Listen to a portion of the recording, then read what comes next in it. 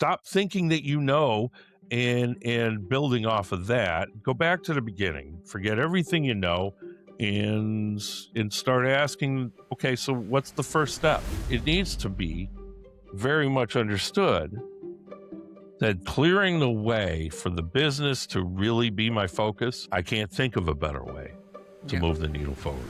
Our growth is continual until the day we die. The meaning to life comes down to grow. Just learn. Personal growth. That's the meaning of life. They said it was too late,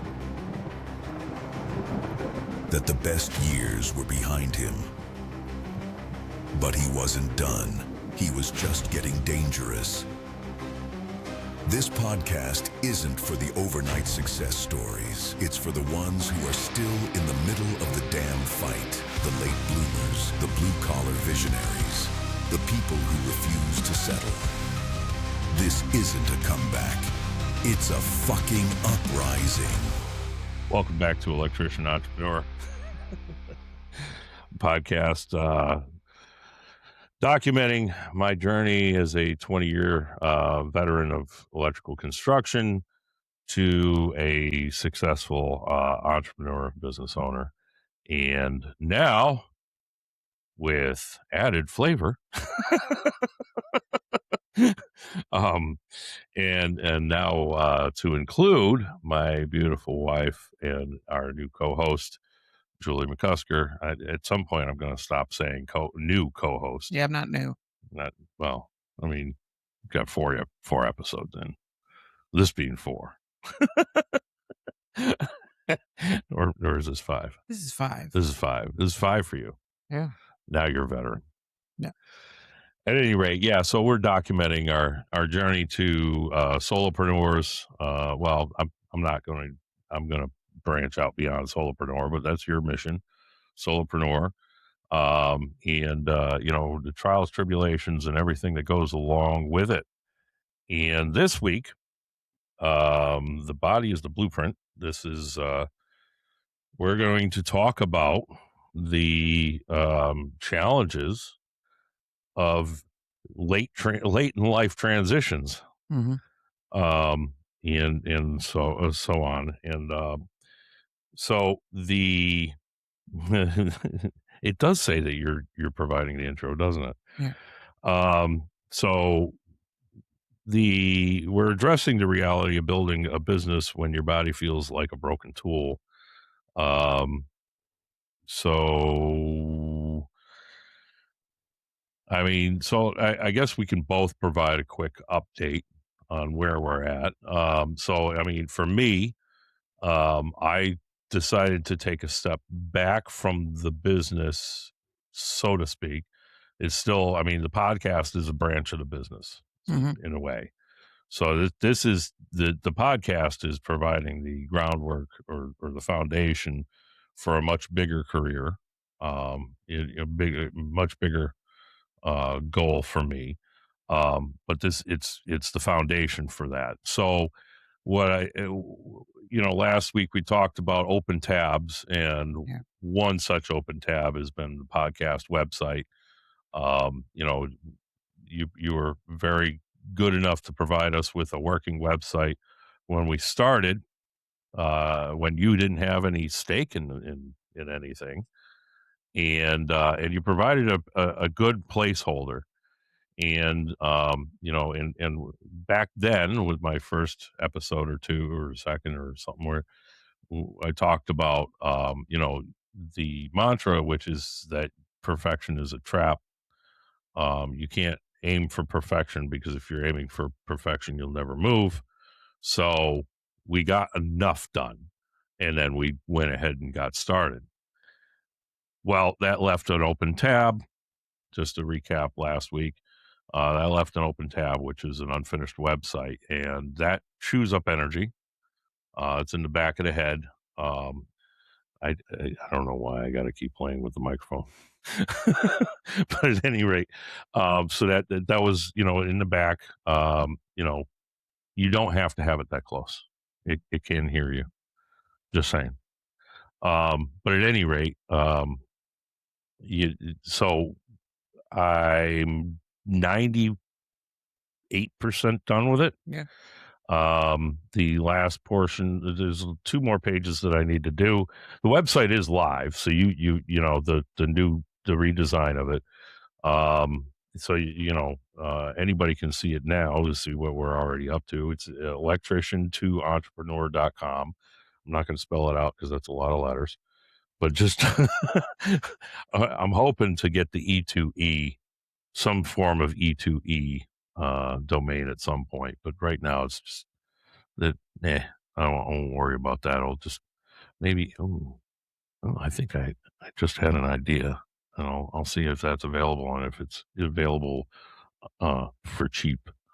But at any rate, so the last 2 pages that I need to do was my story, is my story, and a connect, which will Mhm. provide kind of a link back to the evac website, evac community, and also you know emails and or contact form and newsletter sign up and stuff like that. So we'll have something like that. But that shouldn't take me too much longer, and the website's done, and I'm ready to move on to the next thing. So that's where I'm at, and where. So now let's recap real quick, lady, where you are with your business. I've been getting quotes for construction, including the floor, having the floor laid, um, plumbing, electrical, and Fucking electricians are horrible. yeah, and some handiwork, fixing the railings outside and putting in the door. Oh, did you talk to them about the railing? Yeah, Oh, okay. I didn't know you did that. Okay. why not? No, right. Well, I mean, you need a good railing. Yeah. Right. So that's going on. I have a meeting with a loan officer on Monday. I'm a little anxious about that. It's really basically just a fact finding meeting. He wants to know more Okay. about So no decisions being made yet. right. He Okay. just wants to know more about me and my business and what my plans are. Um, Do you know his name? Can we look him up? Maybe figure out, tug on some heartstrings somehow. I mean, no, in all honesty, that is a good strategy. If I mean, you're never going to really get into like the whole, you know, uh, business to business side of things, but for somebody like me, doing research on who you're going to be dealing with, seeing if you can figure out a thing or two about said person before you talk to them, and kind of you can use that as a little bit of a leverage to be able to have the kind of conversation you want to have, as opposed to. So in this case, I mean, this is a business to business transaction. If you could figure out what his name is, or her name, whatever, um and find out some information on this person, that would go probably really well for you. mm, Not to say, hey, by the way, so I'm sorry to hear about your kid. yeah, that would be weird. Yeah, but it's like, so they're interested in this sort of thing. That is the stay away from politics, obviously, and but I mean, if well, I mean, your newfound faith, if they happen to be big into faith, just be like, yeah, Jesus said to me, that sort of thing. You know what I mean? Yeah, yeah. And it's just it's because there's in business to business kind of transactions and such, and as a salesperson, because you're selling yourself, Hmm. right, to this person.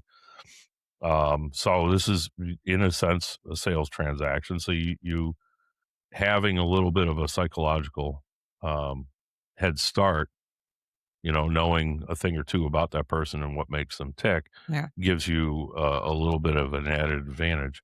And to be honest, for somebody that's in charge of doling out money, they probably, it's an investment they're making in you, right? Hmm. So they probably want to know that you get it. You know what I mean? Right. But at any rate, I completely stole your spotlight. Yeah. Go ahead. And just today, I had a former client reach out to me and say, we'd love you to keep continuing to groom our dog.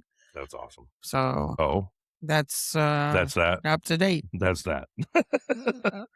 So, well, I mean, where where's your mind at with all of these with your current updates? I mean, are you feeling good about things? I am. I have all my quotes, but the handyman. I did reach out to him and was like, What's up? no pressure, but what's up? And No pressure, but hey. yeah, and he still hasn't gotten back to me, so I'm gonna give him a few more days and then look for somebody else. I ain't got time for BS. Yeah. Yeah. Either Exactly. you want to do it or you don't. Right. Right. Um, yeah. Oh, Yeah. So, good deal. So but you feel pretty but I good. feel pretty good about it Yeah. And so that's good. How do you feel overall? overall. Yeah. So where's your mindset overall? Because that's, it feel it.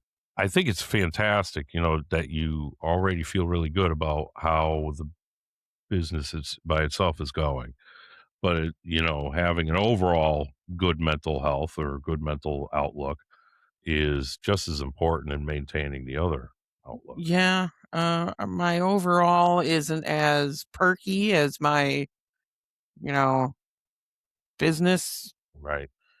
thoughts. I keep thinking to myself, am I really doing this at 50 years old? I'm starting something completely new and that I am completely responsible for.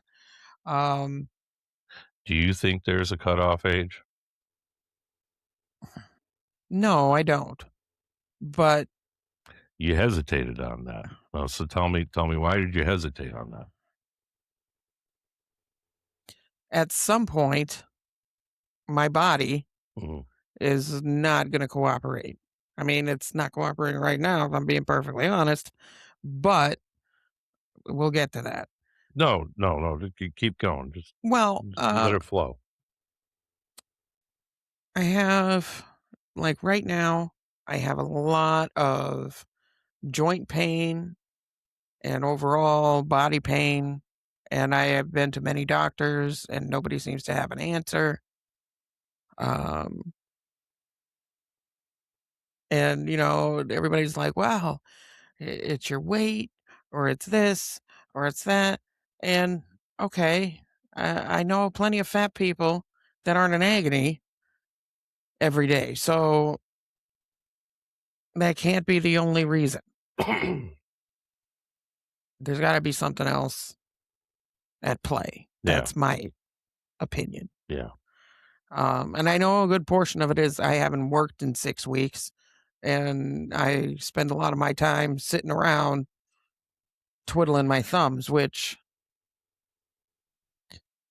So what? So now, because we talk about this a lot, you and I, yes, we do.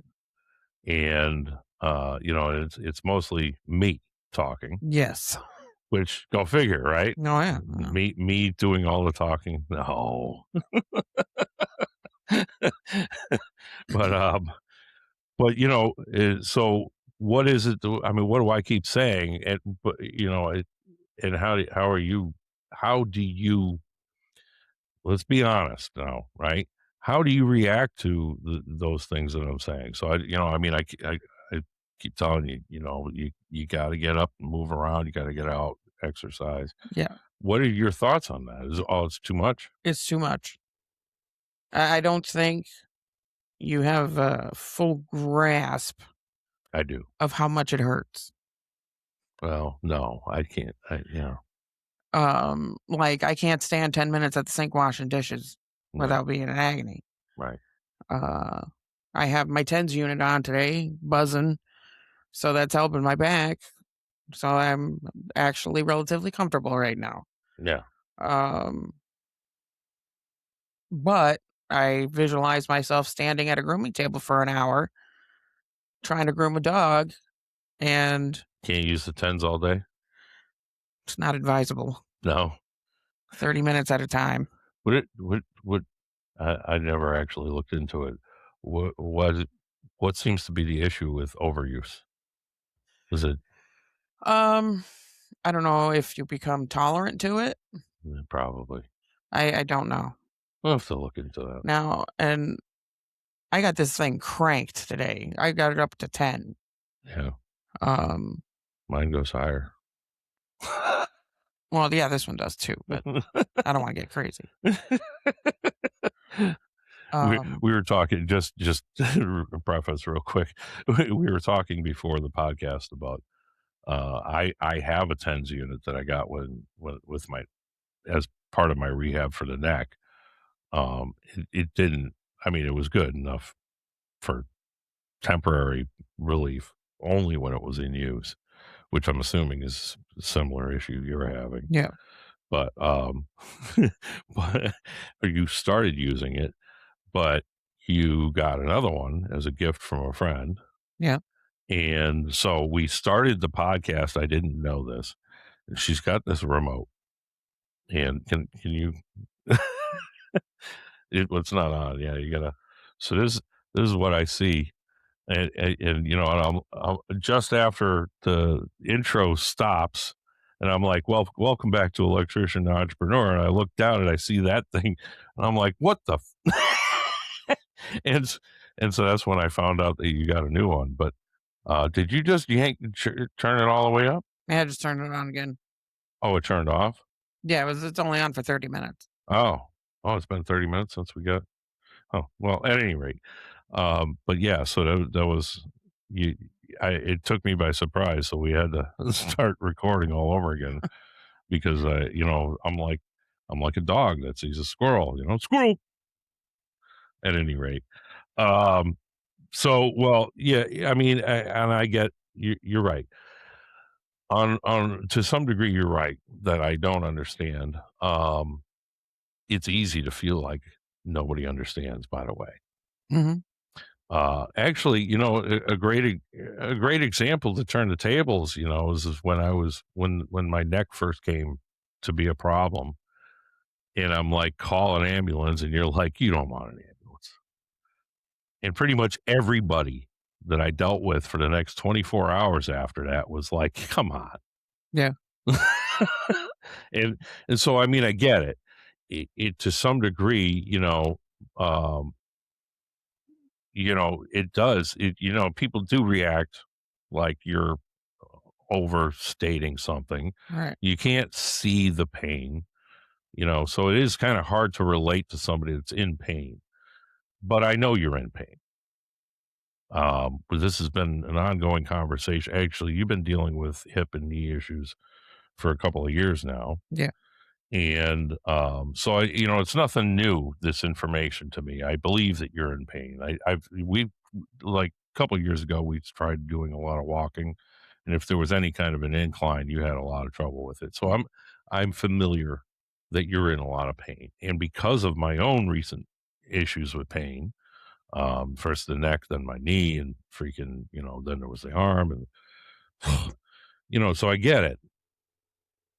Um, What I did come to find out, what I came to understand is, well, first of all, there's nothing on the X-rays, and or even the CAT scan showed nothing, right? No, it's normal wear and tear, Normal wear. basically what they called it. The same thing they said about my neck. This is In bullshit. which I had x-rays of both knees, and I have quote unquote severe some kind of narrowing in my left knee, Oh, geez. That sounds like my neck. but my right knee hurts more than my left. That sounds like my neck. So I don't really understand that. But I compensate when I walk to. Yeah. Yeah, So there you go. If you're compensating, that's going to definitely. So, I'm not, this isn't a competition, so forgive me if it sounds as though I treat it that way. With the neck, I really don't know that there's anything that strengthening muscles or anything can do. But what I do know, and this is part of the conversation that you and I have. What I do know is that with joint pain, more often than not, with joint pain, it's because the muscles around the joints are not doing enough. Typically what happens when, when those muscles have become lean and or weak rather. Mhm. And, and so, you know, the unfortunate thing is that you have to suffer a lot Yeah. in order to get that strength back up. But once you get that strength, so, I can't remember this comedian's name now. It's a British comedian that I've been listening to recently. Um, you remember? At any rate, he's kind of being seen as like this real intellectual, and a lot of times his audience, he does a Q and A with his audiences, and hi- you know, um, and he just kind of gives his general thoughts on some subjects, and sometimes there's no joking. He's very, Yeah. he's very candid and serious about stuff. One of the things that, and he actually started talking about this belief during a podcast for Stephen Bartlett, the Diary of the CEO, and in which he said, um, you know, you pay the price now, so or hard life now, easy life later. Mhm. So you put the work in now so that you don't have to work so hard later. I'm paraphrasing because I don't remember the exact quote, but that's essentially what he's saying. And so that what I've been trying to kind of urge you to do is, I know it's going to hurt, and I know it's going to, it's not fun. I get it. If you can in any way, I mean, whatever you can do. And so now, what um, it's like anything. You don't want to push yourself to the point of breakdown. Right. So you push yourself to the point where you're going, all right, this is a little bit beyond what and then rest. When we're talking about something physical like that, Mhm. we're not talking about, can you run, can you run a mile? You're 20, your body's healthy, and can you run a mile? And you start off as like, okay, well, I can go half a mile on full tilt, but I can't run the whole mile. So you get to that half a mile, you push yourself just a little bit further each day, just a little bit further than the day before, and until you can run that whole mile, and that's how you train. Well, in this instance, you're going to train yourself based on pain, not exhaustion. So you get yourself, because your muscles aren't going to build without pain. Right. And so that's so now, but your mentality, when I'm talking to you about this, is you don't get it. Is it pretty Right. much? Yeah. Exactly. But do you agree with my assessment? I do. So But I don't get it, getting but over that well, that's the hurdle, because that's is, psychological, yeah. right? Mhm. So, okay. Okay. Okay. But, so that's, and I think this brings us to an overall, subject, which, because we talked a little bit this week, you and I, and I don't want to spend too much time on it because it's going to pull from the rest of the topic, but, or the rest of the episode. But we talked a little bit about, uh, how, how you get over the hump, right? Yeah. And I think it's very important to kind of just spill back to this moment. A few nights ago, while I'm at work, you were very unhappy, and it was actually very specifically because of the physical problems. Mhm. And but I says, you need to you need to search for your answers. One thing that I should probably point out, and we're going to talk about this at some point. Um, but I'm supposed to be backing the fuck off. Yeah. So, it's not that I'm overly critical. Am I? No, you're not really critical. It's just that I keep stepping in not and kind of taking a lot of your learning experience away from you. Right. So, but prior to that, to some self discovery on that, you and I had this. This was a situation. I was actually trying to step back, and I think I did a pretty good job last week of kind of stepping back, and I've been doing a better job of it. But this was particular, and I have a hard time watching you go through the exact same thing I've gone through without saying, "Hey, I know what that's like. This is what you can expect, and this is how you get through it." Well, at any rate, so in this instance, I did overstep again. I stepped in to take some of that learning experience away from you. This is You need to start researching. You need to start looking for answers, and you were silent. And this is you're and what you want to know where to find the answers, right? Yeah. And that's the hard part. Mhm. Where do you find the fucking answers? I mean, I don't even know how to begin to look. That's and that was a big fucking thing for me, figuring that out. I'm like, everybody keeps talking about fucking, the- all the answers are out there. You just need to change your way you think. You just need to look at this. You just need to do this thing. You need to continue to grow. You need to learn. You need to blah, blah, blah, blah. I'm like, yeah, but where do you start? Where do you start? How do you start asking the right questions? Because you know what I mean. That's what it comes down to: is are you asking the right questions? And eh, the, that that is the beginning. When you start, when you want to make that big change, you want to kind of when you start to go down this road of self discovery and personal growth and Mm. everything, is like you kind of flailing around for a while, and then eventually you go, but I don't know where to find the answers. I need somebody tell me where I can find how do I start looking? Where do I look? How do I phrase the questions? Now you're asking the right questions, because now you're beginning that's the beginning point. You know what I mean? That's where you got to start from. You got to start from, how do I begin to phrase the questions correctly? How do I begin to understand what it is that I don't understand? Mhm. Because it's at that point. So as the Tao Te Ching says, you cannot fill a cup that's already full. You have to empty the cup, right? Right. So you have what in a great way to translate that is to say, go to the beginning.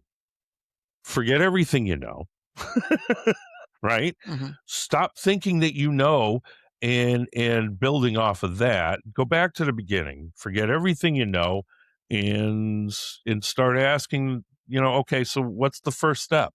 What's the first question? What's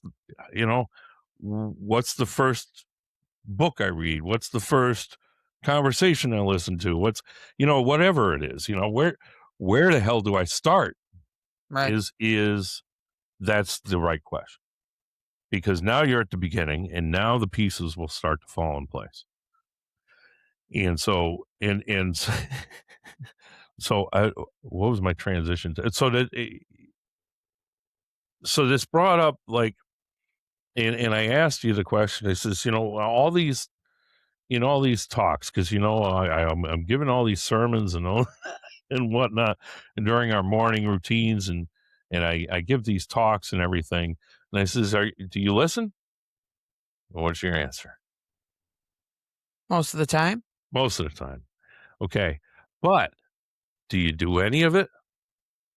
Rarely. Mhm. And why is that? Um,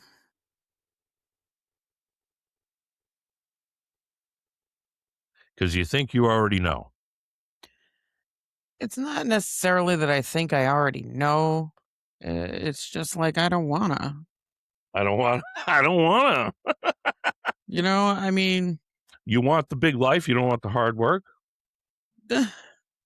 yeah, that's pretty much the size of it.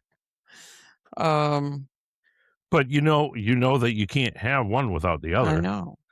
That's my eternal struggle. Well, it's not eternal. That's your first problem. It's not eternal. You know what I mean? So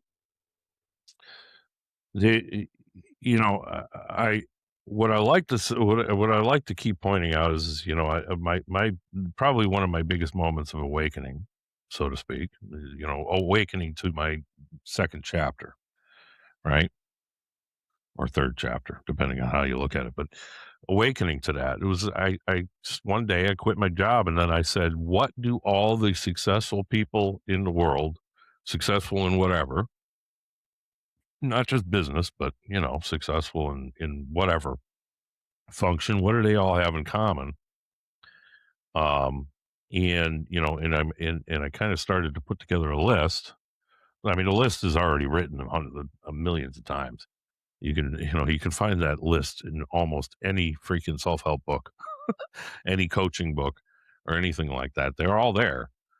People keep writing about the same topic over and over and over again. You know why so many different people write about it? Because only 1% of the people on the planet actually pay attention to it. Everybody keeps thinking there must be an easier way. Everybody wants the easy way. I did. Yep. I mean, when I quit my job, what was my plan? I'm going to go into finance. I'm Yep. going to start day trading, and then I'm going to move up the ladder from there. And you know what? I can do it, and I can make money tomorrow, and I'll be rich before you know it. And then I can start doing some good. Yeah. It would be all that easy, right? There's Yeah. no shortcuts in life. What the fuck was I thinking? I mean, I was thinking that I was done and I needed to answer my calling, but I wanted to get there without doing the work, right? Right. What are you doing? Same thing. Not really. No. You want to do the work. You want to do the grooming. You know Yes. everything there is that you need to do to start your business. Well, there's some other things that we could talk about too, but that you're also not doing. But it's because it's hard work. And so you want to just get to the grooming. You don't want to have to do all the other hard work that you have to do to get to it, Hmm. or that you're going to have to do during. Right. And you know what? That's a common. It's everybody has that problem. That's why there's only so I don't know. Different people say different things. Some people say it's 1%. Some people say it's 2%. Some people say it's 10%. I don't fucking know what the number is, but very few people, and I'm just going to throw this out there. We're on the verge of a complete change in society where very few people have a choice to just live the comfortable life because everything's about to change. We're going to go back to the individual business again Hmm. instead of the major freaking box stores and shit like that. I mean, to some degree that'll still be the case, but people are going to have a business. They're going to have to provide some kind of service for something because they're not going to be employed by anybody. I mean, you know what? Elon Musk might be one hell of a smart guy, but his idea of a fucking universal fund, fuck you. How's that going to work? You and all of your other freaking billionaire buddies are going to freaking pay for everybody to sit on their ass. Yeah. Sorry, it's not going to work that way. And then I think of Wall-E. Remember the movie Wall-E? It was a Pixar movie. A Wall-E. Wall-E. Yes, I do. And I think of freaking what was it, Big Buy or whatever, or Yeah, something some like shit that. like that, and you just get a cruise ship or cruise ship, you get a freaking spaceship filled with fat motherfuckers that can't move. Yep. Everybody's stuck in a chair watching freaking movies or what freaking nobody's doing anything. Yep. They're just floating around in these freaking chairs all over the place. That's what Elon Musk is proposing. Essentially. But everybody will just exercise. You know what? If you take all the struggle of life away from everybody, they're all going to be just sitting in a fucking chair, fat as fuck, not able to move. Yeah. It's a reality, I think. So I think, the alternative, I think that that's ridiculous. And, and there's a good possibility that if him and all his other billionaire buddies get together and freaking, anybody running the major corporations, the major Amazons, the freaking, Walmarts, et cetera, they all pay for everybody else to buy their shit and fucking, whatever the fuck, you know, it, maybe that works if you can convince everybody to give up their wealth for that. But that's a communist society, for starters, because who's in charge? The person footing the bill in this case, Right. right? Mhm. And then freaking, and I don't mean to go off on a political tangent here, but that's the reality. Who's in charge? The person footing the bill. And then, and then,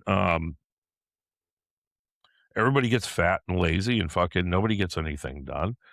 But then there's the alternate reality, because the fact of the matter is nobody's going to foot the bill. Mhm. people, people who are, I mean, it's not to say that there isn't some philanthropy involved in, the 1%, but, and I am on a tangent right now, aren't I? Yeah.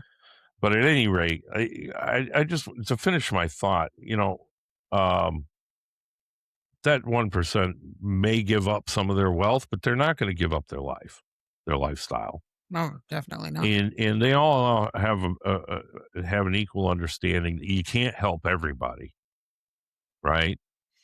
So yeah, it's never going to happen. So the alternative is that people begin to start fucking getting off their ass and actually putting in work, and that's the transition that you're making. Yeah. Both of us. I don't mean to, but we're both doing it, and I've got about a year a head start on you. So it takes time to get over the humps of freaking, all the self doubt and all the other shit, and I'm sure that I read somewhere that never completely goes away. But regardless of that, I mean, right now I feel great. I don't have any, I don't have any doubt in the world. Because I stopped keep putting my eye on the finish line, and I'm just happy with everything that I get done right now, Mhm. regardless of how far it moves the needle or whatever. I'm just like, yeah, I got, that was big, and I consider everything to be big now instead of, but at any rate, but it's that it was a long, it took a while, Mhm. and it took some pretty deep fucking chasms to get through. But, so, and I've gotten way through, um,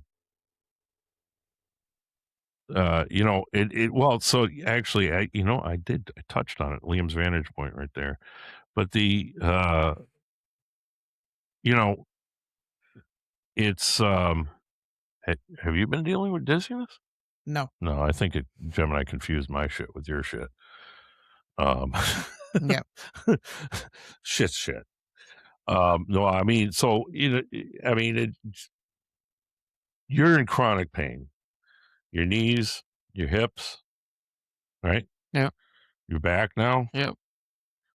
Is that, is there more joints that are in Shoulders. the shoulders too? Yep. So you've got a laundry list, and but in I've been dealing with my own shit. I mean, the neck I've been managing. The problem with managing pain, so the way I manage my pain is with NSAIDs, which are anti-inflammatories, right? Yep. And the problem with NSAIDs is that they destroy your stomach. And so, so, so while the neck isn't really necessarily going into full on inflamed and blowing up on me, now I'm constantly dealing with heartburn and and I get the shits quite a bit. I don't really have a very healthy stool anymore. Not to, but and I mean, this is the reality of it. Yeah. This is, this is a 51-year-old body. You know, it's the years have taken their toll. It's not supposed to be easy at this point. I mean, unless you've treated yourself with kid gloves your whole life.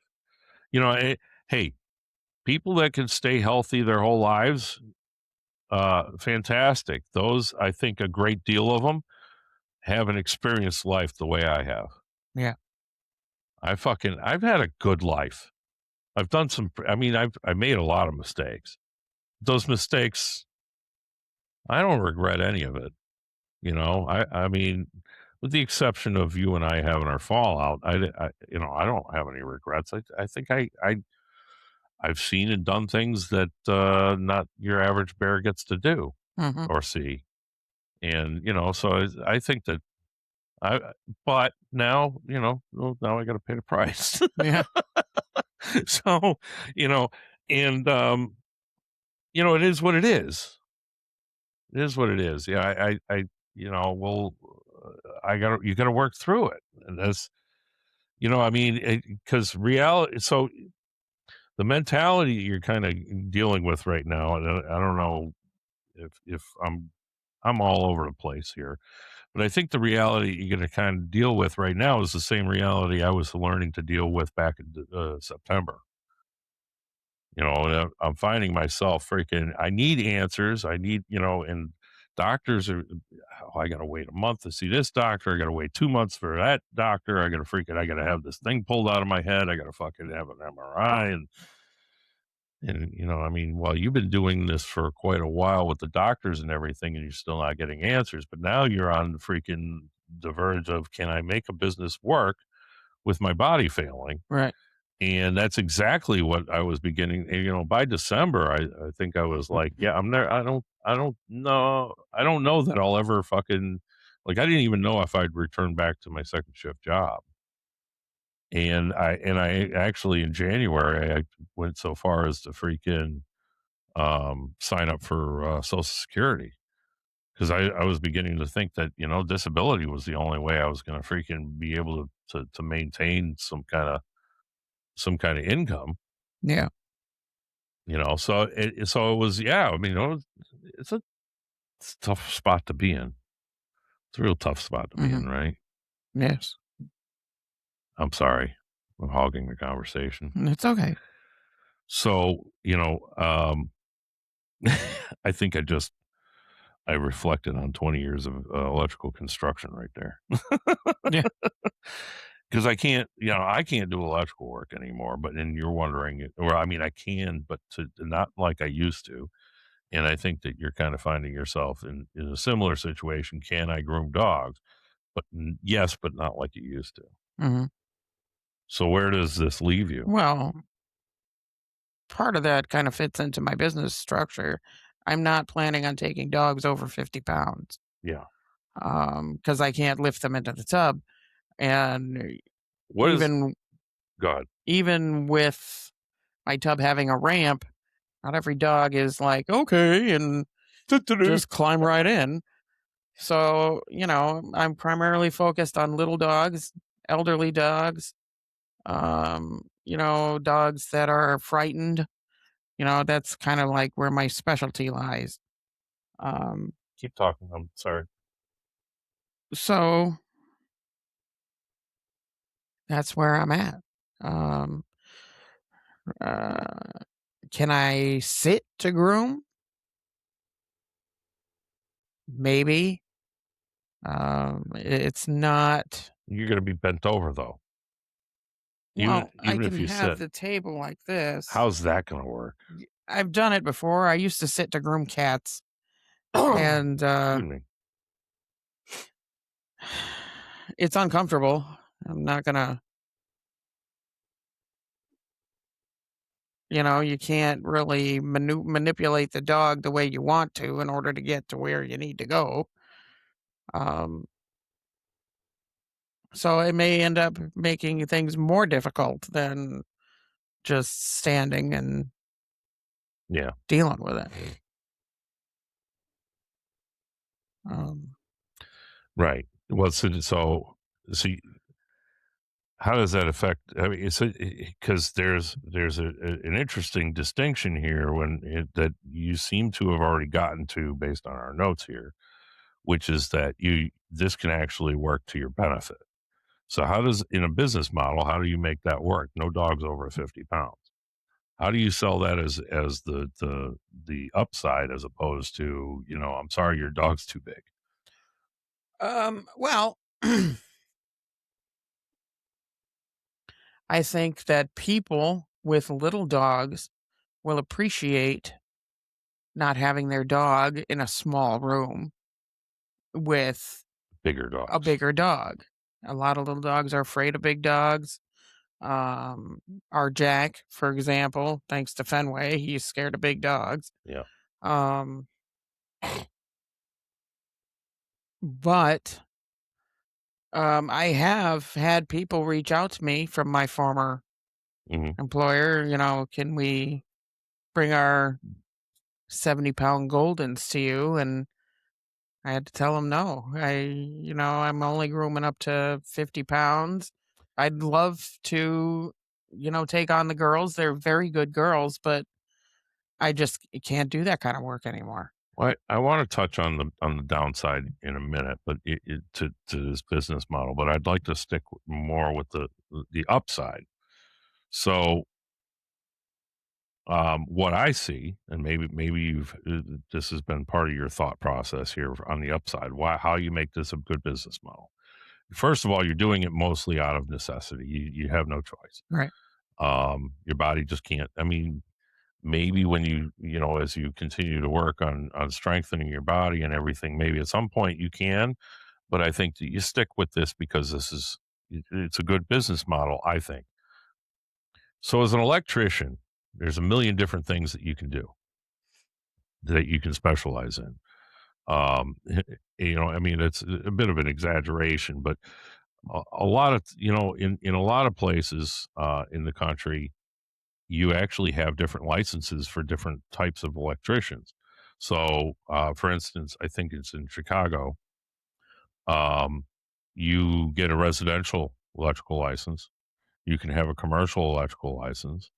You might even, which might cover industrial, but or there's the addition of the industrial. I don't know because I've never been to Chicago, but that's my a bit of an understanding is that they have different licenses for different right.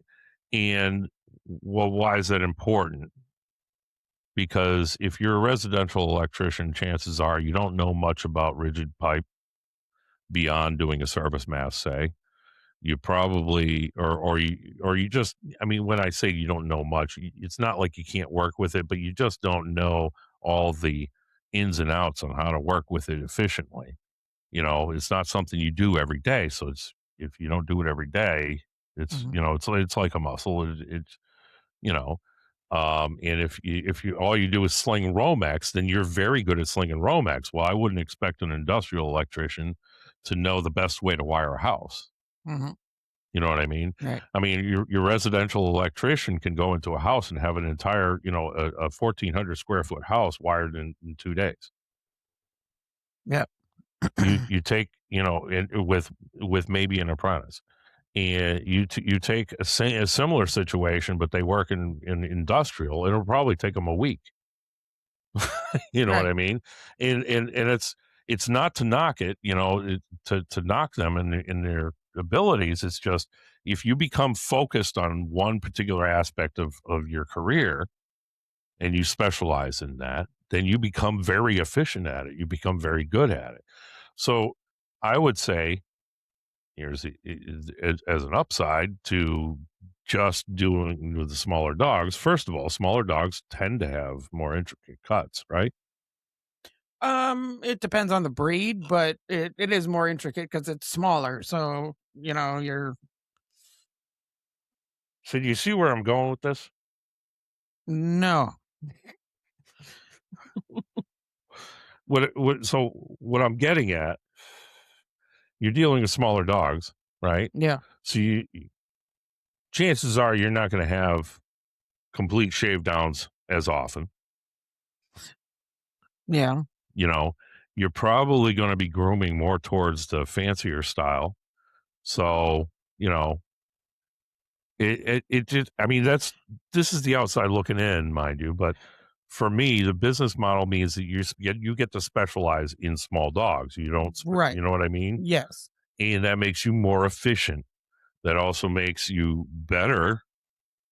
You know, the quality will be better, Right. right? So, you know, I mean, you could almost even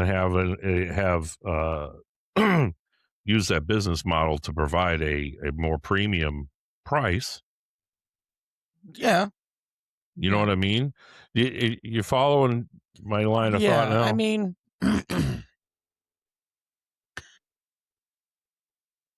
yes and no. I mean, for the most part, I do pet cuts, Hmm. um, as opposed Show to cuts. show cuts or even a breed cut. Um, like a lot of people with, for example, schnauzers have me shave them instead of giving them a traditional schnauzer cut. They'll just get shaved with a schnauzer face. Um, Yeah, that that's a that's a pet pet cut. cut. Okay. I'm not qualified to do show cuts. Yeah. Is that like you have to be certified for that? Well, no, but you need a lot of training to Yeah. do Show cuts. because there's a lot of scissoring involved and just A lot less razor. yeah. Yeah. I gotcha. Um, so I don't know where I'm going with this. The the idea is your smaller dogs tend to be more nervous. Uh, in a lot of cases, can be more aggressive. Yeah. Um, so I'm trying to provide a A quieter environment. quieter environment for them to feel comfortable. Right. Again, specialized. Yes, exactly. So, you know, again, I think this, because it's specialized, can provide you with a more premium price. Yeah, And so, and, and it further justifies the necessity of doing what you're doing. You know, is okay. So you got a physical necessity to do it this way, but here's the upside. You know what I mean? right. So, you know, yeah, there's a downside. The downside, well, you've got customers or clients that, you know, you've developed relationships with over the last 10 years, that have bigger dogs. Yeah, That's the downside. And it's, I mean, is there a little bit of a emotional, a little bit. yeah, because you get You some of get attached to the a dogs. lot of these animals, Yeah. and a lot of the clients are, they're good to you in terms of tips and Yeah. But it's not just the stuff. But money. it's not about just about money, but they treat you good. Yeah. So, but I mean, so how are you dealing with that downside? I mean, are you just kind of, you've already kind of come I, to I've terms I've with it? accepted it, Yeah. and I don't like doing bigger dogs. I never did. Yeah. It's a lot of work, Yeah. and I started grooming when I was 40, so I was already on my way to having a bad back and a bad hip, and so it's Yeah. Drawing blood means always being bent over. So and it's, there's that too. Yeah. yeah. So you beat yourself up pretty good. So grooming a 120-pound newfie, Yeah. that's a challenge. I can't think of a bigger challenge though than the 90-pound, um, husky. Oh Lord, all that hair. and, and of course, you know, the crying and Oh yes, stuff. the singing the song of their people. um, Well, it's so I guess in a way, um, we you kind of understand where where the business has got to go Mhm. in relation to your physical ailments. But now the entrepreneurial grind myth. Let's discuss that briefly now. So just to be clear, what we mean is that the idea, so a lot of our pep talks that we watch, and your typical rhetoric is that if you want to be great at something, then you have to kick yourself in the ass to do it, Right. and you have to push, push, push, push, push.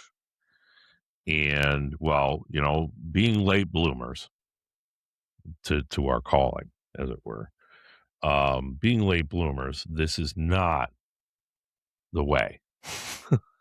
and and so I want to just I think that it's good to have this conversation. Is like we need to kind of dispel this myth. You don't need to necessarily put in 80 or 100 hours a week on your business in order to be successful.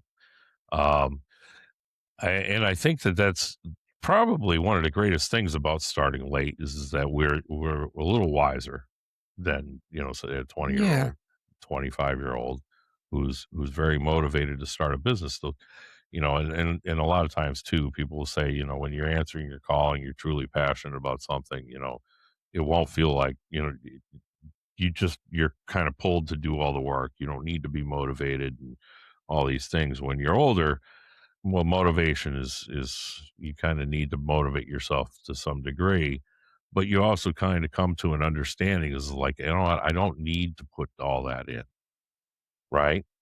Right. And that pep talk, you mentioned the pep talks. Yeah. The Fuck one that the Brady, Tom Brady. no, Oh, that stands out to me is LeBron oh God. talking about, I'm gonna train for these many hours, and I'm gonna come home, take a nap, You know, then I'm gonna train again, fuck your family, then fuck I'm your gonna eat dinner, and then I'm gonna go to bed. And bullshit. okay, say that's true, That's bullshit. and then, your career comes to an end when you're Yeah, 35 yeah. and you've alienated your children and It, your wife. and you know what? All of the freaking successful, what all the entrepreneurs who started young and are freaking now in their 40s and 50s are saying, I wish I didn't give up my life. I mean, who says you can't do both? You can. You can. That's what comes with age, I think, is the wisdom of understanding how. I think in my future business, it's, you know, it's a day job. Yeah, Only I'm the boss. right. And When you handle your finances, though. well, yes, but that's not going to, I'm not going to be buried with my nose in the computer all weekend. No, Uh, it'd take maybe an hour to do. you Yeah, know? yeah. Realistically, so, and this is the thing. So again, wisdom, right? Mhm. You don't even need to do it on the weekend. You just set a block of time aside at the end of every day to say, okay, so I had this many clients, and they paid this. Put it all into your ledger. Yeah. It's the end of it. By the end of the week, you're still caught up. You still got it all together. And I mean, over the course of putting, doing your balances and everything. Okay, this much has got to go into the tax fund. This much has got to go. Yeah, You and know, really a lot of the programs I'm gonna be using work together. So, they automate everything for you, right? yeah. Yeah, it's you don't. I can hear myself breathing like crazy because my leg is going a million miles a minute. Um, excuse me. Excuse me. I think again the wisdom of having lived this many years and start at this point in our life is understanding that we don't have to do it all. We don't have to do it all in one day. We don't have to do it all in 1 week. Um, we're not trying to build billionaire, or, billion-dollar freaking empires. Right. You're just simply trying to stick with your chosen profession and Yeah. do it on your own, which is completely admirable. And that's actually that's the wave of the future. That's what most people are going to be doing, is they're going to be freaking working for themselves, maybe employing one or two other people. And that's going to be the end of that. Store owners, freaking, um, tailors and fucking shoemakers and shit like that. All of that's going to come back.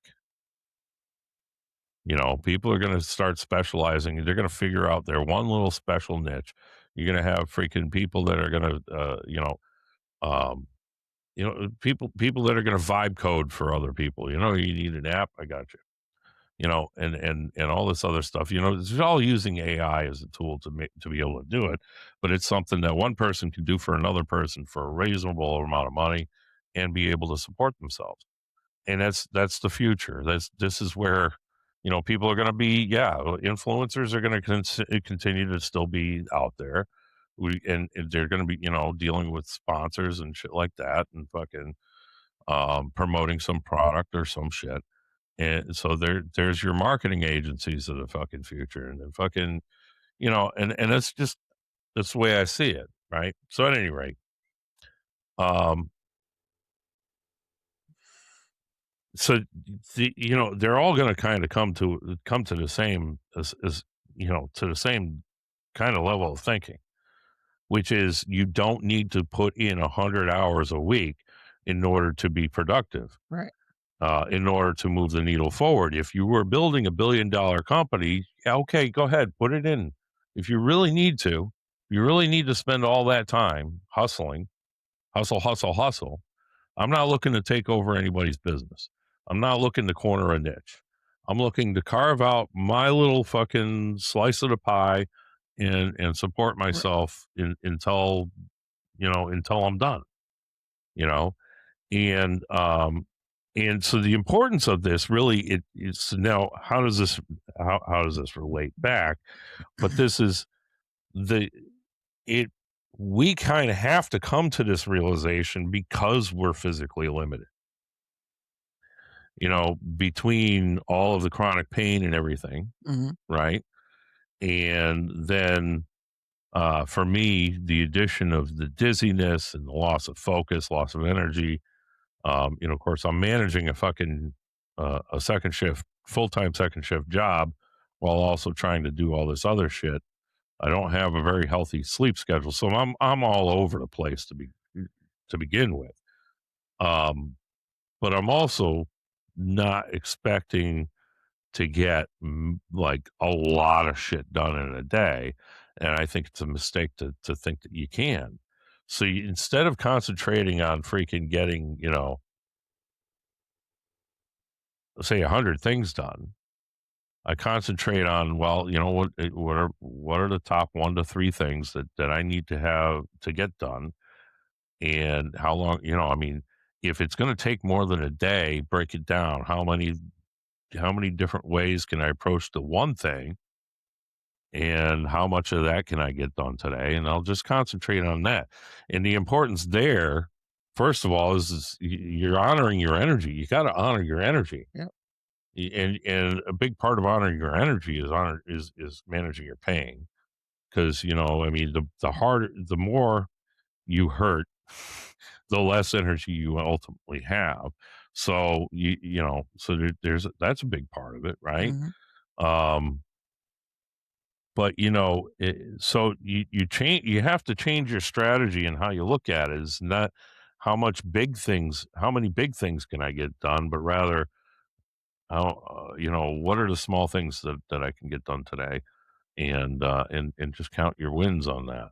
And that's a very important thing. Yeah. Well, I mean, any effort moves you forward, Right. and Sitting around complaining that you don't get enough done is not. correct. Um. So like in terms of grooming the dogs, now one of the things here in our notes, um, my pain forced me to into this one-on-one blueprint for my business. Right. That's not the case. Um, my business is completely for the dogs. Right. Um, I mean, it's a nice little partnership in reality, though. well, yeah, but you know, you go to any other grooming salon and there's 2 or 3 groomers Yeah. working all at the same time. Um, some places also have daycare and boarding, so there's dogs barking all over the place. And it's an assembly line. Keep it moving. Yeah. Dog, dog, dog, just over and over again. And it's not an environment for comfort or It's a production line. it's a production line. Exactly. Yeah. Yeah. Um, if well, so I think this is an interesting question that we have in our notes. Is if you were 100% healthy, would you have defaulted to the high volume? And I think you're saying you wouldn't. I would not. You prefer this one on one. You Yes. know what? Don't bring your dog for until an hour after or half an hour My after my last one. my schedule is set up that way, so I have a half an hour in between, half an hour to 15 minutes in between Yeah, each dog. So, it's almost like like a psychiatrist will have a waiting room with an indoor, and the outdoor sends a patient in the opposite direction, so no two patients see each other. right. And it almost kind of have a similar setup with your time frame on your schedule. And at my former place, my fellow groomer would occasionally have 2 little dogs, same family, groom at the same time on the same table. And I'm like, "Why do you do that?" "Well, because if I separate them, they scream." "So what?" Yeah. So well, I mean, you know what I mean? yeah, Have them come separately. It may be a little inconvenient for the owner, but it's best for the dog. yeah, yeah, Um, I'm trying to that's a dangerous situation, having 2 dogs on the table, and I'm trying to not put dogs in those kind of situations. yeah, So, yeah. So well, so I mean, what do you think? Are you now a strategist as opposed to a laborer? Is that what this makes you now? yeah, I think so. Yeah. So I mean, how does that make you feel? But that you can kind of look at yourself now as more like a general as opposed to a private. It makes me feel empowered, Yeah, but also a little anxious because because everything's in my hands it's and on your shoulders. right, The battle is won and lost, but on your shoulders. right. Yeah, that's an important distinction, and and it's funny because it's real easy, and I think that this is the case for almost every blue collar worker. It's I mean, some have come to terms with I wouldn't want it any other way. And actually, I started my electrical trade that way. I'm like, I don't want to run a business. Fuck that. I don't want to chase money. I don't want anything to do with that. Yeah, I just want to make a paycheck. Do just concentrate on what I'm doing and do a good job to the best of my ability. And that was it. And the conversation actually had been posed while I was in school by one of the administrators at the school who's doing a walkthrough, and he asked a few of the students, including myself, My brother Tom was actually in the class at the time, and he says, "You think you guys think you'll go into business for yourselves?" And a couple of them are like, "Yeah, oh, yeah, definitely." I'm like, "No, I don't want nothing, nothing to do with it. Do you chase money? Freaking, you know how many freaking homeowners don't want to pay Yeah. after the service is complete? No, sorry, come up with some reason they don't need to pay." And so it's a reality Yeah. in being in business. So I didn't want anything to do with it, but most, I think, the most blue collar workers, I think, feel like, um, I can do the business better than the person doing the business, and they don't. I think that they underestimate the real weight of the responsibility. And it was, as I became more, as I progressed into more and more leadership responsibilities in my career, I came to find that, people would constantly people always thought that they were smart enough and always wanted to be in that position until they were in that position. And, for me, it just natural progression. I just kind of kept going with it, and it just seemed to work. Not to, I'm not trying to boast like I'm some kind of natural leader. I think to a degree, yes, I am.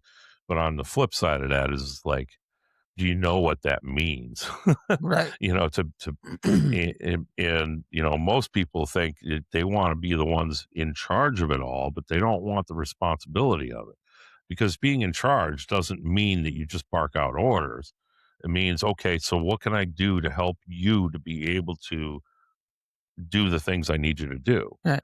I provide for you as my employee, or as my subordinate. I'm going to spend all of my time making sure that you can do your job.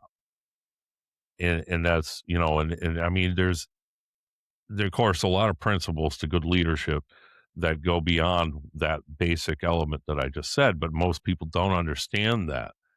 Most people who work as subordinates don't understand that leadership responsibility.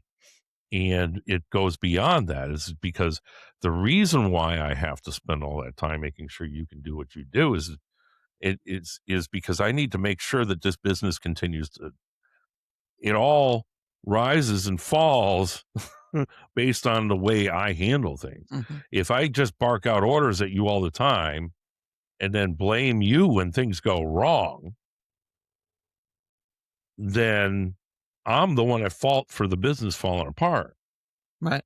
If I'm empowering you, though, if I'm constantly providing for you so that you can do your job, then I'm putting, you're, because you're the business. I'm just the guy that with the vision, and the guy, you know, and that's how businesses succeed, is their leaders understand that it's not, that it's the guy doing the labor that's carrying the business. Yep. And so that leader, you know, and it's like that in battle, you know.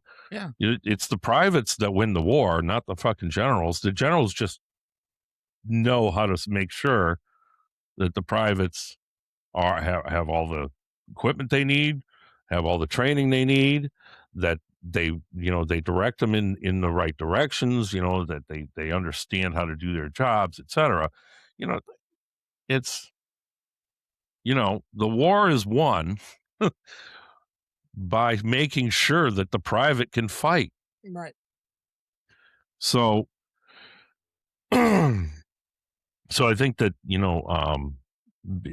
yeah, it is daunting to be the strategist.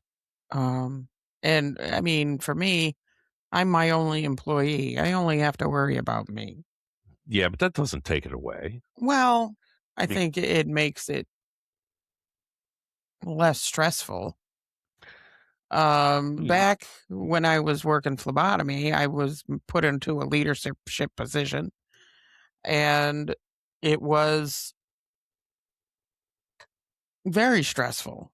Yeah. Um, you have your hard workers and then you have your clowns that just want to screw off all day. And, you got to manage the balance between them, get them to do. The sad thing in a situation like that, like the one that you were in there, is that nobody told you how to be that kind of leader. No, not at all. They Nobody. just said, go for it. Yeah. And You now are responsible for making sure all these people. So what do you default to? The person that's a clown that doesn't freaking show up every day, or the freaking clowns off all day, or whatever. Well, I'm just going to berate them into doing their job. yeah, I But mean, that's not how you handle that no. situation. There are ways to turn that clown around, Yeah. and actually, because I mean, it's all in understanding the people that work for you or work under you, and understanding what makes them move, Yeah. and providing. Right. I mean, if people feel very undervalued, they will tend to do less Yeah. or act out, and that's, I mean, that's the reality of it. But nobody trains you that. Right. Corporate America is actually does it for the longest time, I think, thrived on the idea that middle management didn't know what the fuck they were doing. Mhm. Yeah. You know, but at any rate, it is good to, of course, this is wisdom of old age, right? to Yeah. to be able, but so now, um, yeah, it's interesting. I'd have to actually go back to this. Where's let's see. My notes. Breaking down the May 6th journal entry, shifting the definition of a successful day from output to intent. The did I try metric. Oh, oh, oh, So now I keep using the mantra, just show up. And, some, just to kind of fill our listeners in, and I'm going to transition, to now. But mine, Sarah, for now provides a new framework as part of their basic journal entry, which is the beginning of the day and end of the day framework. And you can edit the questions. mhm. And to make it even more, to make it better than just generic questions, you can involve the AI of mine, Sarah, so it can reframe the question every day. It's basically the same question. It's just reframed in a way that uses your previous journal entries to kind of give it some context into how to ask the same question. And so it does. Even with it reframed, you eventually kind of get, uh, I feel like I get a little worn on a question. It's like you can ask the same question 1,000 different ways, but it's still the same goddamn question. Yeah. And it's like, well, it doesn't apply. For the last freaking 10 days, I've been talking about how I'm not doing that, or how I'm not in that frame of mind, or whatever. So some of the questions that I use is like, what am I doing today to keep from the doom and gloom? Which I haven't had an issue with that in a while. I'm not changing it because that could come up at any day. I'm not going to predict that tomorrow I'm going to be Mr. Happy Go Lucky. But, at the same time, I've also adopted a real mindset shift that, that helps me to deal with it a lot better. I mean, I do deal with the doom and gloom even since the shift, but now it's like fleeting, because I kind of go, well, I kind of get it. I kind of get where that's coming from, and I'll sit with it and I'll reflect on it, and I'll be like, you know what? Hold on. If I really need to, let me go further. I'll journal about it. I'll sit down with it and really, really think it through. And then, you know, let the chips fall where they may. Mhm. And it's just, everything's been working out really well and keeping my mindset fresh.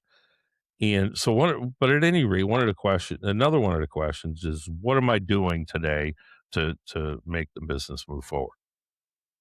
And there's a real distinction between the podcast and the business. The podcast is not the business. It's the framework for a business far down the road, right? Or the foundation. But it's when I say that, it's not to say that this podcast is meant to make me money. What I'm going to have after just a year, I'll have 52 documented, cases of what I had to go through. Mhm.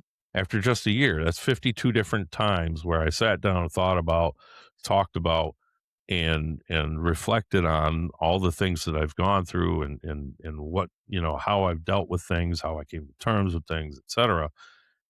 And, I mean, for somebody that wants to become a speaker, that wants to be a coach of some sort, whether it's in the, for the electrical professional or for people in general or your high performers, whatever it is, I'll have 52 freaking documented cases that I can use as my backup.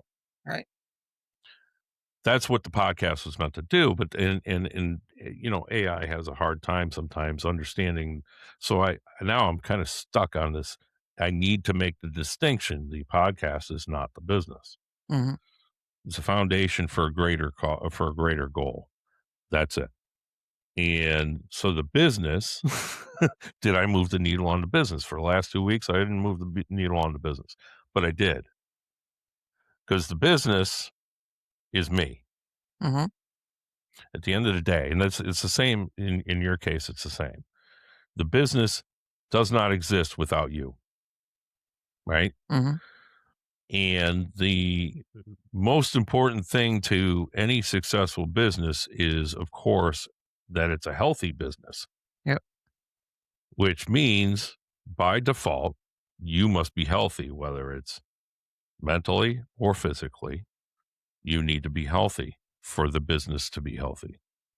So, working on your mindset, working on personal growth, working on these things, while they don't seem like, it doesn't seem like the metric to measure the growth of your business, it is. Mhm.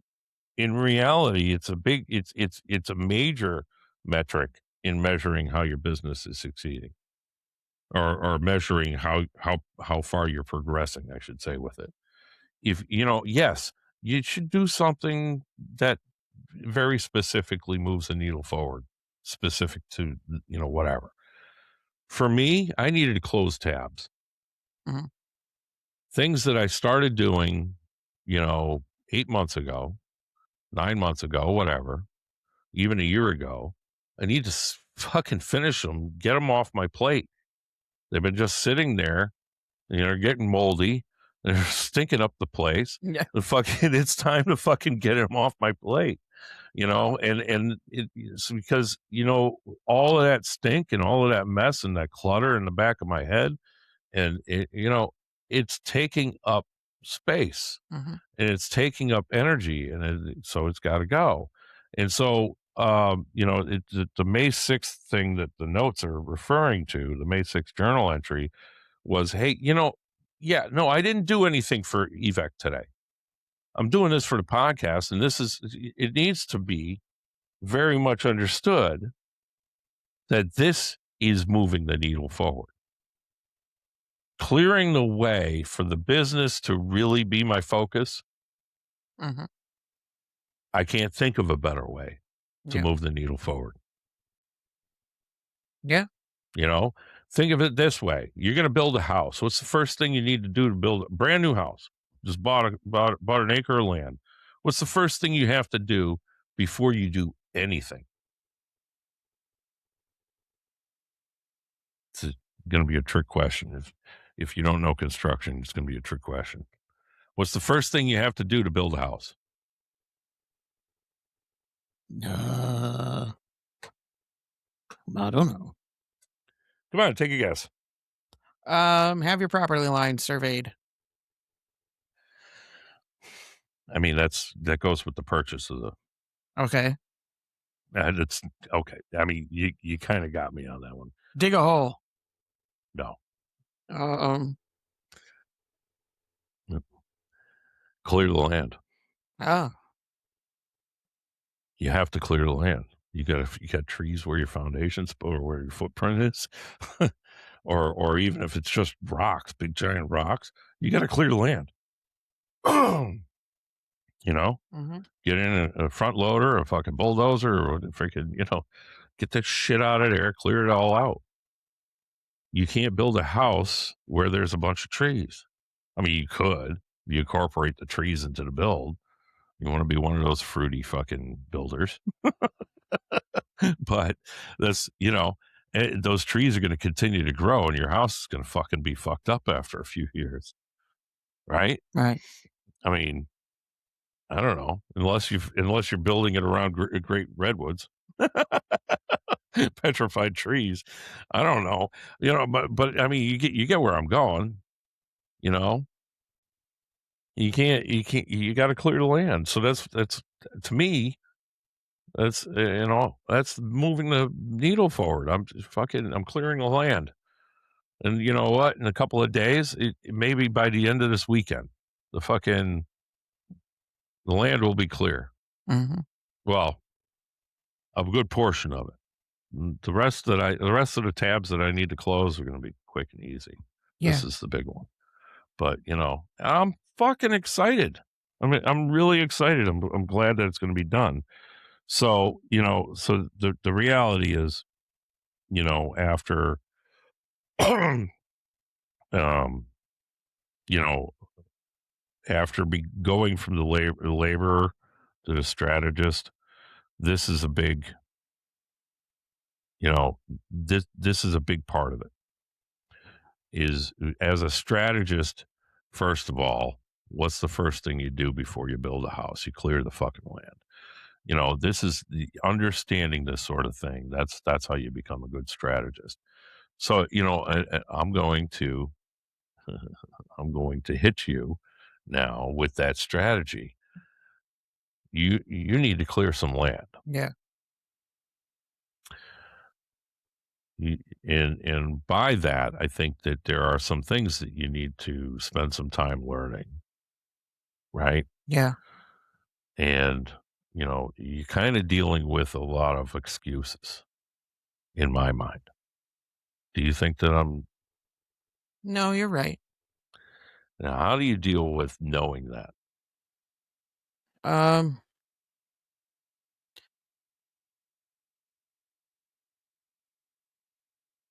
Well. Yeah. You're right. I do make You wanted to excuse that, didn't you? no. I.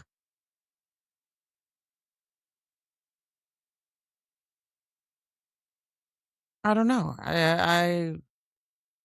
You don't know how to answer that I question. don't. I'm sorry. How do you deal with the idea that you just keep making excuses? This was also a lesson that I had to learn along the way. It's not, I'm really good at making excuses. Nobody's immune from goddamn fucking knee. Nobody's immune from the from the excuse monster. We all make excuses for one thing or another, I think. So, the how do you deal with it? Well, it's like alcoholism or drug abuse. The first part of of dealing with a problem is admitting that you have the problem. So when I hit you with that, okay, you make excuses. How do you deal with that fact that now you've been making excuses? Well, analyze your excuses. Admit that you're making excuses. And then when you go to make an excuse, ask yourself, is that real? Is that excuse a real reason to not do this thing or to do this thing or whatever the case may be is right? Mm-hmm. That's how you deal with the Mm-hmm. excuses. Yeah. Ask yourself if it's genuine, you know. You know, I mean, to some degree, yes, we have to sit down and accept. And this is a big part of it too. Is you have to give yourself grace. Some things you can't beat yourself up over. Some things are valid fucking excuses. If your body's literally screaming at you, then you probably don't need to be going running out the fucking door. Okay. Mm-hmm. So you could probably give yourself a little bit of grace there. But did you try? Did you try? That's the question. That's the next question. Mm-hmm. Is the excuse valid? Okay. But did I try? If I tried, then okay. Excuse valid. Very good. I'm ready to move on. Mm-hmm. If I didn't try, right? Right. If I didn't make some effort, you know, then what am I doing? Right. I did nothing. I succumbed to the excuse monster, Mm-hmm. right? So, um, you know, it's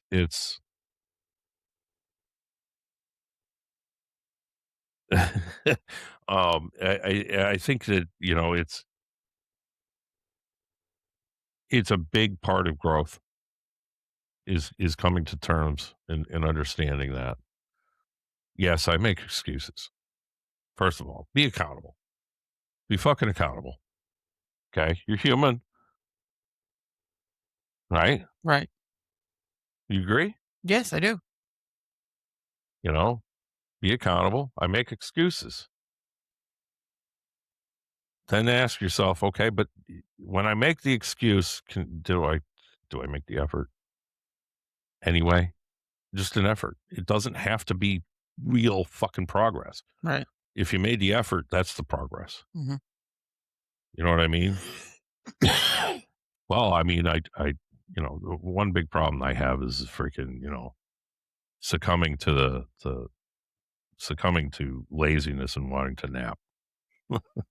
I do it a lot, and it's because I've got real world energy issues that I've been dealing with for quite a while, and actually one of the things that eventually I'm gonna delve real hard into has to do with testosterone, but I'm pretty sure that because I have a low T, um, that my energy is a fucking real major issue. And I mean, and so, but you know, I'll be like, uh, I don't really. I think I'm just gonna go lay down. I don't really feel like doing anything anymore. It's fucking done. You know, I'm tired. That's why I'm not doing. Why I didn't do it. I had to lay down. That's why I didn't do it. Yeah. But I've been doing a lot better with that because I go to the point where I'm like, if I don't fucking lay down, I'm gonna lose my fucking mind. You know, if I don't fucking break free from this, yeah, if I continue to keep trying, I'm just gonna make things worse. Mm-hmm. That's when I know I have to Yeah. sit, and I've been kind of getting to that point pretty much every day. You know, and then when I'm at work too, and when I'm at work, working on on my other work, Right. and you know, you know, while I'm and I'm like, Jesus Christ, I'm so fucking tired. I get frustrated with the AI or whatever, frustrated because I'm getting calls or whatever. It's like, yeah, no, I'm definitely fucking. I'm on the brink of fucking complete exhaustion now, and my mind just doesn't want to fucking deal with it anymore. You know, and then so at points like that, I'd rather go do something physical because it requires no mental energy, and I can fucking because just the mental stuff is just going to make things so it's just nothing good's going to come out of it. Right. So you know, so there is a little bit of grace you have to give yourself when you're asking yourself the fucking excuse question. But at the same time, you got to make some effort beyond your excuse. Just I mean, call it testing the excuse. Test the excuse for its validity. You know, Yeah. and I think that's how we kind of come, push um, beyond the excuse monster. And so, do you want to? You think that we should? I mean, where are you at here? I mean, you're looking at chapter 6. Yeah. So, I kind of, I actually we got a little bit of time left, but I would like to talk a little bit. So that's the funding bottleneck. So yes, I want to get to that. Actually, you know what? Let's hit on the fun on this thing, because this is a real thing that I was having issue with, in observing what you're going through, is you're in a holding pattern. Pretty much. So to start your business, you need a big helping hand, Yeah. which in the form of a loan from Common Capital. Common capital. Yeah. And so um you did all your legwork and everything else, and now you're kind of in this holding pattern, waiting for answers. Then you got your phone call coming up. Yeah. You did chase down. You tried to chase down the last number that you need, but um, you're prepared to move on if you have to, which is all great. But you don't have a lot more you can do until these wheels until they start moving. Correct. So, hmm. So I kind of one of the things. I mean, it's something that kind of bothers me is that I know that you're still slipping in and out of this doom and gloom, Yeah. the self doubts, the freaking all this thought that you're really kind of spending all this mental energy you're spending on how much pain you're in too. Hmm. I mean, because there is a lot of mental anguish that goes with physical pain. Yeah. And that mental anguish isn't any good and tends to actually make the physical even worse. Hmm. The more you focus on your physical pain, the worse it's going to feel. Yeah. And probably the worse it's going to be, Hmm. you know? And so, I, um, in observing this, right, I, what I think that that I see is that you kind of, going back to the excuses, you make excuses for not doing anything. The excuse here is, well, I'm waiting for things to happen, Hmm. but you can be doing something, couldn't you? I suppose. So it's the same face you made when I brought this up earlier this week. Um. The same reaction entirely, I suppose. Well, I mean, I could be improving myself. Personal growth is what? Personal growth. Is what? It's moving the needle forward. Yeah. And so, what are your thoughts? I don't like it Why? because it takes me away from doing other things that I like to do. So you have all this free time because the wheels aren't moving. Yeah. You're waiting for the wheels to move. And so you'd rather spend that free time working on something that doesn't move the needle forward. Well, that's my failing, I guess. Hold on. Hold on. That's not what we're saying. Now, there should always be taking time to do something enjoyable is moving the needle forward to some degree. But we have to recognize how much that is. So now the things that the the specific things we're talking about, you've been working with your craft, so you're knitting sweaters for dogs Yep. and stuff like that, and that's stuff that you enjoy doing. Yes. And typically when you're doing that sort of thing, you're watching TV. Yes. What if you were watching, I mean, there's a suggestion. What if instead of watching MASH, you were watching a video on, principles for bookkeeping? Boring as shit, but you're still doing your knitting, Yep. right? Yes. Nobody said you had to take notes. Nobody said you have to take notes. Sometimes just, you just learn by just having it in the background or whatever. You'll pick up some things. You'll have Mhm. some principles already there when the time comes. You need to actually sit down and learn it. Yeah. And how much easier will it be to learn at that point? So there is moving the needle forward when you're doing something that you enjoy doing. Going on walks, which you don't enjoy doing right now, but that's leisurely for some people.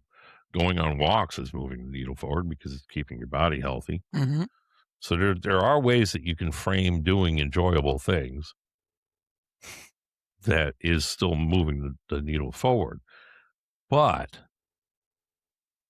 don't you think it's also important to dedicate real time to those things, to say learning bookkeeping or spending real time researching marketing Yes. and these things that you're not good at because you never really learned it. It's boring to you. It's not really falling in your passion in your passion space. Right. You know, um, the most difficult thing, and this is probably one thing about being a leader of one that's probably the most anxiety, you know, that generates the most anxiety is that you have to wear all the hats. Yes.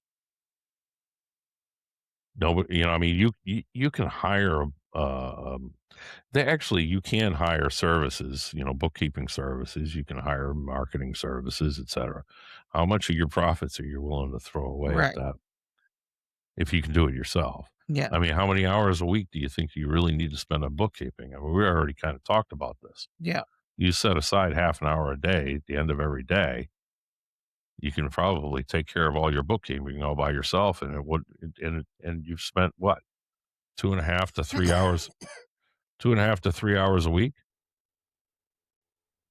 Yep. You know, it doesn't have to be hard. It doesn't have to take a lot of your time, and you can look at it in the same fashion as doing the laundry. You know, it's Yes. so I think that it's important that when we find ourselves, and this is why I wanted to talk about this for a minute in the um oh, I see now what the funding bottleneck means, um, which is not what I thought it was. But you know, uh, I think that it's important that when we find ourselves stalled out for whatever reason, that we move beyond making excuses. Well, I got to wait for this thing to happen. I got to wait for that thing to happen. There's nothing I can do. And I think that there's nothing I can do is the biggest excuse you can make because it's bullshit. Mhm. There's always something you can do, you know.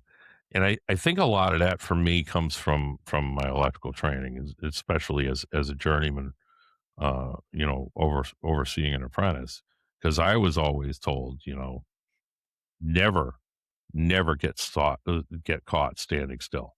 Yeah. That was the way as an apprentice. You could never. There's always something you can be doing. You better find it and go do it. If you can't figure it out, ask. Hey, what can I do next? Yep. You get caught standing around, it's a surefire way to get yourself screamed at, you know. And then I've had, I had all these apprentices over the years that I'd be like, "What the fuck are you doing?" "Well, I'm waiting for the next thing." "What do you mean you're waiting? Why are you waiting? We're not paying you to just stand around." You know what I mean? And that, because that was my training. Yeah. So, and so I kind of look at it throughout my life at this point now is like, really? You're just going to stand here and do nothing? Well, waiting for this person to get back to me. Okay, but what can I be doing in the meantime? And so that's where I kind of get this entire thing from, is like, you're not stuck. You're not treading water. You don't have to be. This is not a point in which you can't progress in some way. And at the end of the day, even if it's, at the end of the day, our lives come down to, we need to grow. Our growth is continual until the day we die. That's the meaning to life comes down to grow. Just learn, learn, learn, learn, learn. Personal growth. That's the meaning of life. Yeah. So, there's always something we can do to help ourselves grow. And since we are our businesses, that's how you move the needle forward, even when it seems like you can't move the needle forward. Yeah. So, and so now this, I don't do. I mean, do you have any other thoughts on that? Um, I'm running out of water. I don't know. I mean, you're right. I should be. I'm not criticizing you. No, no. And, my past employments were, uh, there was a lot of sitting around involved at times. Um, this, Oh, with the phlebotomy, yeah, with the dog grooming, um, at my previous employer, they used to pay us an hour a day to clean. yeah, They took that away. mm, They still wanted us to do it. Now I'm working on commission. yeah, So in between dogs, I'm not getting paid. right. I'll sweep the floor, work on the laundry, But you but were you were taking a stand. I'm not going over the top You don't want to pay me? Fuck because you're you. not paying me. Yeah. Um, I'm sorry. Go ahead. they're like, well, you really shouldn't be standing around. Why not? I'm not getting paid. You want me to work? Fuck you, pay me. That's right.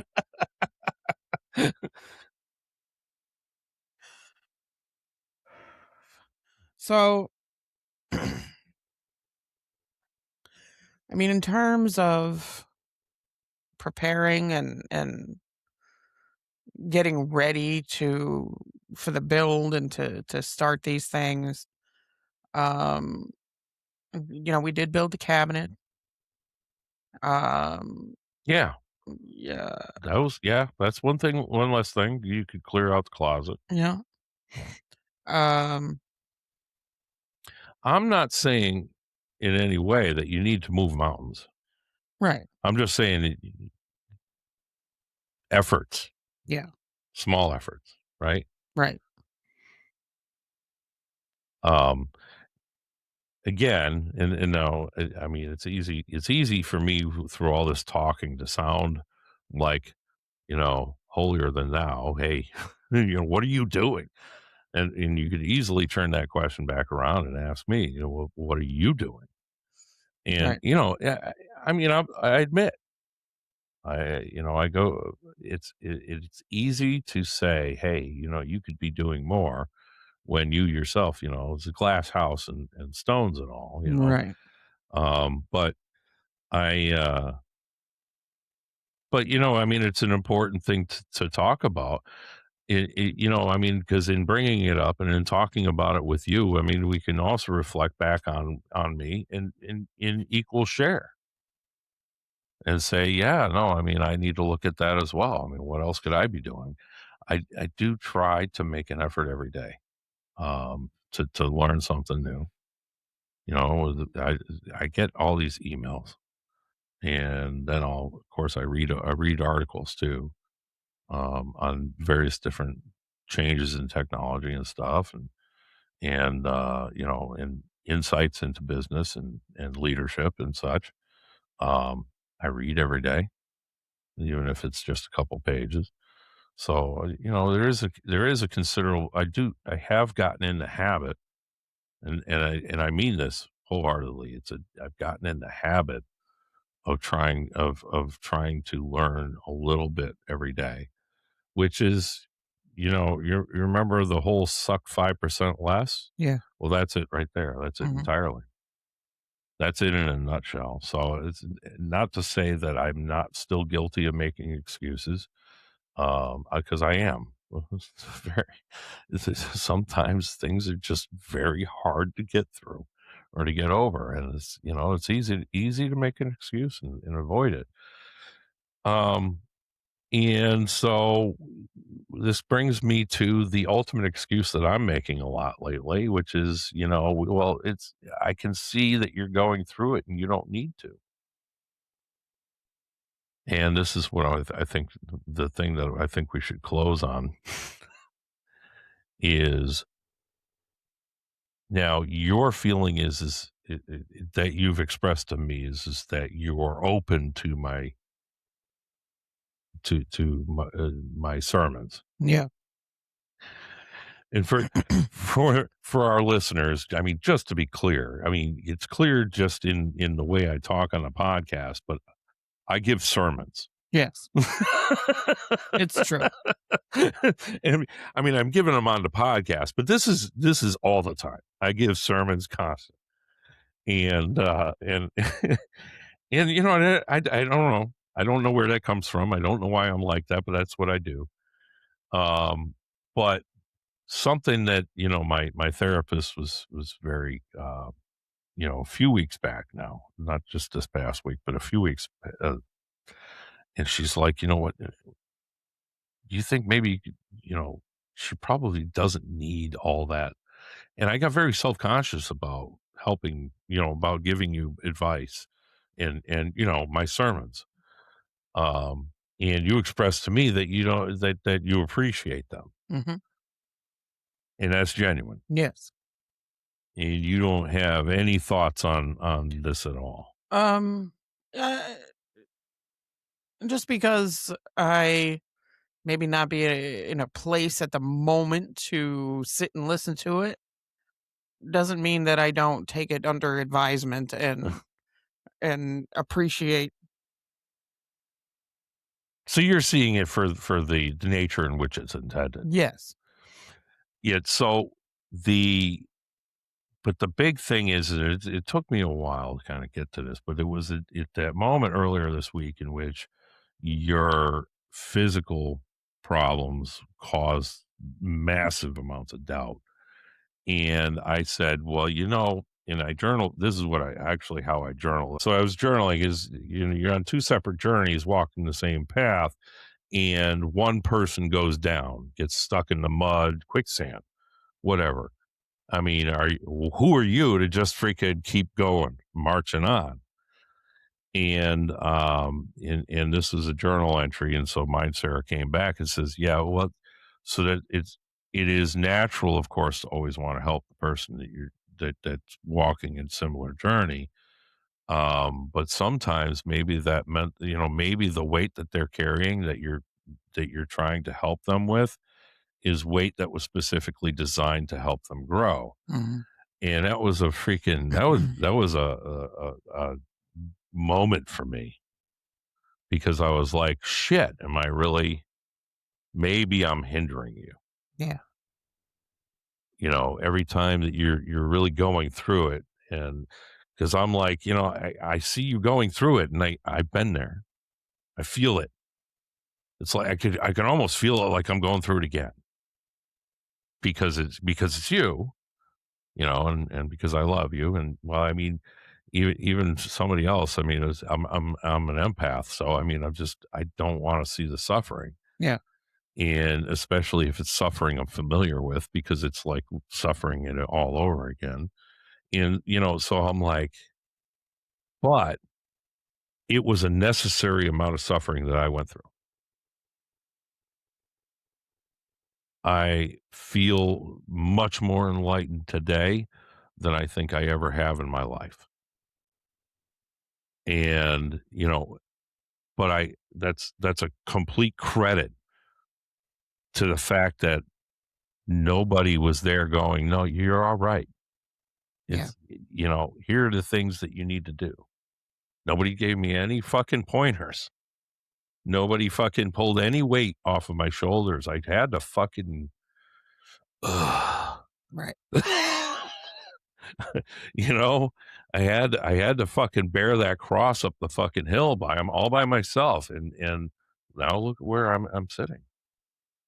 Look at I mean, no, I'm not successful yet in the monetary sense, but I'm fucking at peace Yeah. more than I have been in since I was a kid when I didn't have a care in the world. I've got all the cares in the world now, but I'm fucking at peace. And I thank every day for the freaking struggle that I went through, So what the fuck? Who am I to take that from you? Yeah. Which is, I'm sure from where you're sitting is like, no, but please. No, not really, No. because I know that if I were sitting in your shoes, like a year ago or back in December, you know, I would have been like, no, please. I can't carry yeah. See, the problem there is I am not an empath. it. This is true. So, my attitude is get your shit together, pull yourself up, Yeah. let's go. Yeah. Unfortunately for those around me. Well, no, but it's good. So, I mean, so you think of it like this. I mean, there comes a point which Mama Bird kicks the fucking bird out of the nest, and Yeah. you fly or die. Yeah. I'm sorry, that's the nature of the world. That's evolution, baby. Yes. You know, and so it's really it behooves us. We don't, if you were going to die as a result, then yes, I need to step in. If you were going to get majorly hurt as a result, I should step in. If you're going to do nothing but suffer for growth, and my therapist put it best on Thursday and said, yeah, you have to just shut the fuck up. Yeah. And as a preacher, that's really hard. But that's, yeah. Sometimes you just gotta shut the fuck up. Yeah. So, do you have any additional thoughts on that before No. so I want to, in closing, final word. I'm going to come up with a name for this because I think I'm going to make this every week. Um, I kind of wrote this out so that I can close with some final thoughts that I think that are poignant to this particular episode. So as we close out this week, I'd like to take a moment to talk directly to the audience, potential entrepreneurs or people looking for lasting and beneficial change in their lives. This journey is not meant to be an easy one. Suffering is a staple of the human condition, and many successful entrepreneurs and thought leaders today all say the same thing. If you're going to suffer anyway, why not suffer for something? That's not, excuse me, that's not meant to say that we cannot find some level of peace and fulfillment in that suffering. It is the journey, after all, that we must live for, not the destination. And while that may sound confusing, what it really means is that it's the lessons we learn in each moment that grow us as long as we're prepared to listen. Furthermore, when beginning to aim for this life altering journey at a late stage in the game, we must be prepared to cope with the physical side to the journey. We're slower, going through physical changes, and more often than not, dealing with a level of pain we've never understood before. That simply cannot be an excuse for not going any further. Life is growth, and growing, excuse me, I'm getting a little emotional reading my own thoughts. um, Life is growth, and growing must come at the expense of some physical pain. When we're 10 to 20 years old, we go through growing pains where our joints and muscles hurt. We also have emotional challenges during that time. To become fit, you have to deal with the pain of micro tears in your muscles in order to grow them. And as we face these later chapters in our lives, changes in our body chemistry and years of physical abuse surface, and we have to face the pain of getting older. We simply must come to terms with that suffering and continue to grow or and continue forward anyway. We just have to honor some of our limitations with added rest and graceful understanding of where we are in life. And as long as we keep showing up and making some kind of effort each day, we can have faith that eventually we will begin to reap the rewards that come with these changes. And with that, if you'd like to continue the journey with us, visit our newly redesigned website, electriciantoentrepreneur.com. We'll, we'll have a link along with every episode going forward. I think there's a link right on any one of our pages, YouTube or Spotify, Yeah. whatever. In addition to an archive of each episode, we'll also be publishing individual articles about our journey in the Dual blog.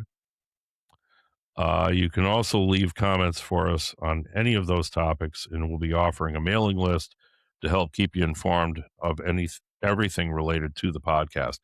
And and what I didn't write in here, at some point, I'd like to put together a little shop for swag.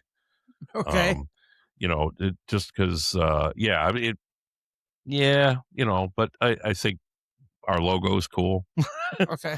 and who knows, maybe people sometimes like this sort of thing. So at any rate, so yeah, so we'll join when we get the mailing list together, join the mailing list. We'll keep you informed of everything related to the podcast.